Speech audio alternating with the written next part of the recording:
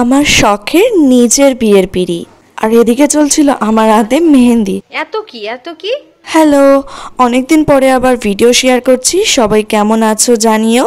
আর আজকের ভিডিওটা হচ্ছে আমার বিয়ের ঠিক আগের মুহূর্ত, মানে এটা ছিল আমার বিয়ের দুদিন আগে। আমি বিয়ের পিড়িটা আঁকা শুরু করেছিলাম ঠিক দুদিন আগে থেকে। তো সমস্ত এদিক ওদিক এই কাজ ওই কাজ সব কিছুর মাঝখানে আবার পিড়ি আঁকা সমস্ত কিছুর নিয়ে আর কি কাজ চলছিল বলে আমি ঠিকঠাক ভিডিও করতে পারিনি। আর তারপরে ভেবেছিলাম যে কিন্তু ভিডিওটা হবে না, সেটা কি হয়। তো এটা মানে সকাল থেকে আমি ওই বিয়ের দুদিন আগের সকাল থেকে আমি এই পিড়িটা ফিনিশিং টাচ দেওয়া স্টার্ট করেছিলাম। মানে পুরোটা কমপ্লিট হয়েই গেছিলো, আমি জাস্ট হোয়াইট দিয়ে একটা হাইলাইট করছিলাম। তো সেটাই আমার বোন ভিডিও করে দিচ্ছিল। আর পুরো প্রথম থেকে ভিডিও করব ভেবেছিলাম, কিন্তু হয়ে ওঠেনি, কারণ নিজের হাতে সমস্তটা দেখছিলাম, নিজের পছন্দ মতো নিজের এইটা করব ওটা করব সব কিছু করতে গিয়ে সমস্ত কিছুর পারফেক্টলি যেমন হয়ও নি, পারফেক্টলি ভিডিও করা হয়নি। তো এটারও সম্পূর্ণ ভিডিও হয়নি। তো যাই হোক, যখন এটা ফিনিশিং টাচ দিচ্ছিলাম তো তখন বোন এটা ভিডিও করে দিচ্ছিল। তো সেটুকুই তোমাদের সাথে শেয়ার করলাম। আর বর বউ টোপ্পর মুকুট এগুলো তো কমন হয়ে গেছিলো বিয়ের পিড়িতে, তাই আমি ভাবলাম যে আমি একটু অন্যরকম ডিজাইন করি, সেটাই করার চেষ্টা করেছি। আবার এদিকে আমি মেহেন্দিও পরতে বসে গেছি। আসলে কি হয়েছিল, আমি বিয়ের ওই দুদিন আগেই মেহেন্দিটা পরেছিলাম।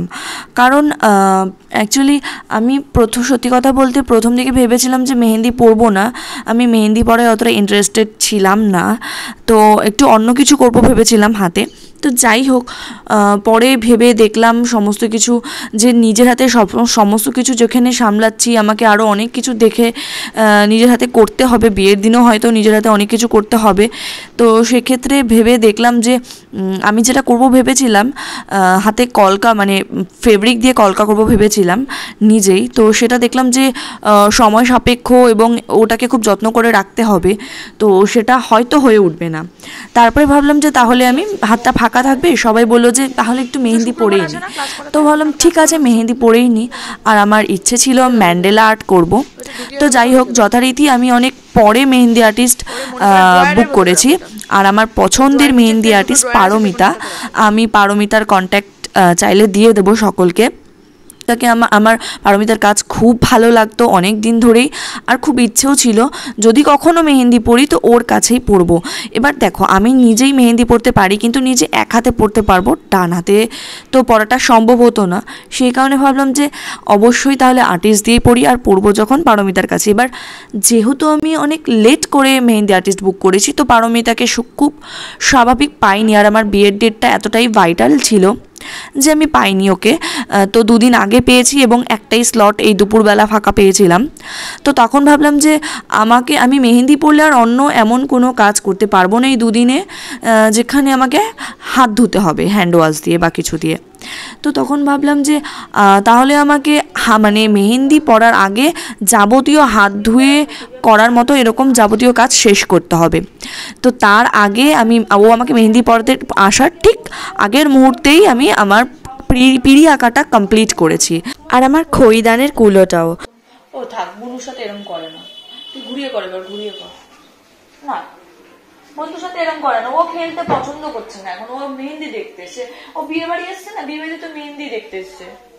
মেহেন্দিটা একটু দেখো, তুমি মানির বিয়েতে এসছো না, মানির বিয়েতে এসছো, মানির মেহেন্দি দেখতে হয়, কি করে পড়াচ্ছে দেখো মানিটা, এটাও একটা মানি, কিছু দেখো শেখো। তোমার তো এইসব শেখার মন নাই, কি করে তুমি বান্ধবী করবা। দেখ ওই পিড়িটা দেখ, দেখ আমি এঁকেছি, দেখ দাদা এখনই ওরে সরাই, দাদা তুই দাঁড়া ওরে সরাই। পূজা ডাকে, হ্যাঁ খেলছিস না জগের মতন জানি জামাল কুদু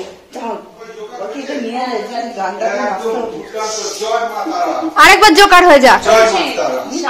ওই তো পিসমশাই আমাদের চলে আসছে, হ্যাঁ এবার একটা জোকার হয়ে যা।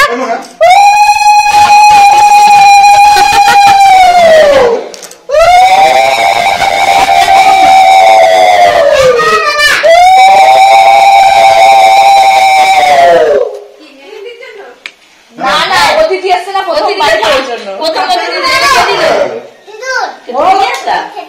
না না পূজা দিল, তোমার দিল নাকি? আমি আর পূজা দিল হাতে।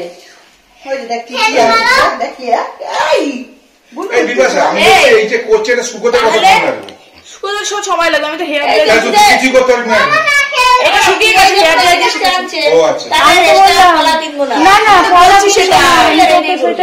আলাদা করে পলা পরবো না, ওটাই শাখার সাথে এই পলাটাই পরে নেবো। ওকে তো সবসময় তো শাখা বাঁধানোটা পরে থাকবে না, তাহলে একটা শাখা পরে তার সাথে এটা পরিয়ে দেবো, তাই তো? হ্যাঁ, বিয়ের দিন সকালে শাখা পরাই দেবো। ওই তো শাখার সাথে এই পলাটা পূজা দিল। হ্যালো হ্যালো, হ্যাঁ বলছি আপনার কি আর তস হয়েছে না? আর দুদিন তো বাকি মাঝখানে। এত কি ঠিক বুঝছে। হ্যাঁ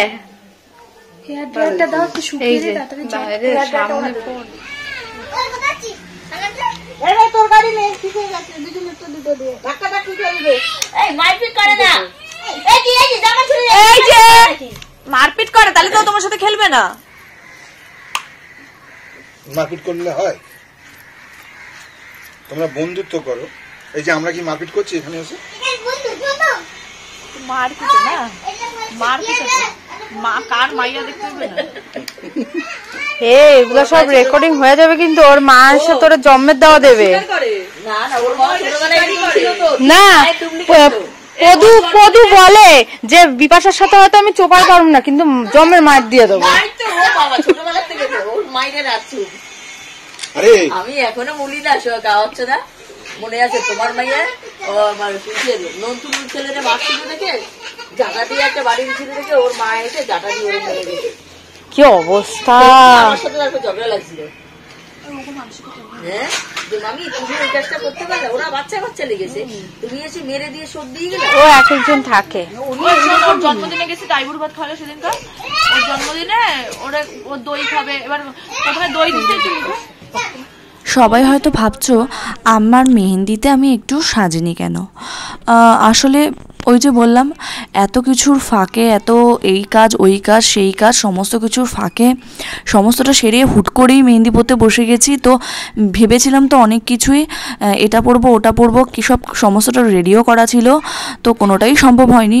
জাস্ট পিড়িটা কমপ্লিট করেই পারমিতাও চলে এসেছিলো। পারমিতা আসার পর আমি জাস্ট যে লেহেঙ্গাটা রেডি করা ছিল আমার, সেটা পরে নিয়ে বসে গিয়েছিলাম। এবার একদম ফাঁকা ফাঁকা লাগছিলো, তো ও বললো, তাই আমি কানেরটা জাস্ট পরে নিয়েছি, আর কিছুই পরিনি। আর সামনে যেই লিপস্টিকটা পেয়েছিলাম ওটাই পরে নিয়েছিলাম, সেভাবে লিপস্টিকও পরিনি। তো তাই জন্য কিছুই রেডি হতে পারিনি, সাজগোজও সেভাবে হয়নি। তো আর কি বলবো, আর আমার এখানে ঠিক করা ছিল যেরকম মেহেন্দি সঙ্গীত হবে বিয়ের আগের দিন, তো সেই হিসাবে সবাইকে বলা ছিল। তারপর আমার ফটোগ্রাফারদেরকেও বলা ছিল, আর ব্যাকড্রপটাও এখানে সাজাতে বলার ছিল। তো হুট করে এবার যেহেতু দুদিন আগে আমি যেহেতু লাস্ট মোমেন্টে মেহেন্দি আর্টিস্ট ঠিক করেছি, লাস্ট মোমেন্টে সবাইকে বলার পর ব্যাকড্রপটাও সাজানোর কথা, সব কিছুতেই লেট হয়ে গেছে। এবার পারমিতারও আমাকে মেহেন্দি পরিয়ে আরেক জায়গায় যাবার কথা, এবার ওকেও আমি আটকে রাখতে যেহেতু পারি না, কারণ ওরও পুরোটা মোটামুটি পড়ানো হয়েই গেছে, বিকেল হয়ে গেছে এদিকে। তো কি করা যাবে, আমার বাড়িতেই রুম ডিভাইডার ছিল, তো সেটা দিয়ে আমি ব্যাকটপ আপাতত বসিয়ে মেহেন্দি পরতে বসে গেছিলাম ছাদে এসে, যেখানে মেহেন্দির জন্য মেহেন্দি সঙ্গীতের জায়গা করা হয়েছিল। আর এদিকে ফটোগ্রাফার অ্যাকচুয়ালি আমার বন্ধু ছিল, এবার ওকে হুট করে আবার ওই দুদিন আগের কথা বলাতে ও তাও রাজি হয়েছিল বন্ধু বলে। এবার কোনো না কোনো কারণে ওরও লেট হয়ে যায় আসতে। এবার সেই জন্য আমার ফটোগ্রাফার দিয়েও মেহেন্দির কোনো ফটো ভিডিও কোনো কিছুই হয়নি। অত কিছুই তো ভেবেছিলাম, মেহেন্দি লুকের রিলস করব, কোনো কিছুই হয়ে ওঠেনি। বিয়ের সময় পরিস্থিতিটাই অন্যরকম থাকে। তো মেহেন্দি পরার পর আমার হাতটা ঠিক এরকম লাগছিল। আর আমার বান্ধবী ওই কাজের ফাঁকে ফাঁকে টুকটাক যা ভিডিও করেছিল সেগুলো দিয়েই আমি এই ব্লগটা শেয়ার করলাম। আর আমার ফোন দিয়েই ও কয়েকটা ছবি তুলে দিয়েছিল, তো সেই ছবিগুলোও আমি শেয়ার করলাম। কেমন লাগছে সবাই জানিও। আর মেহেন্দিটা আমি এতটুকুই পরেছিলাম।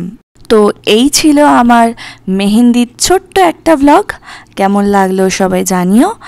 আর এই হলো আমার নিজের হাতে তৈরি নিজের বিয়ের শখের বিড়ি।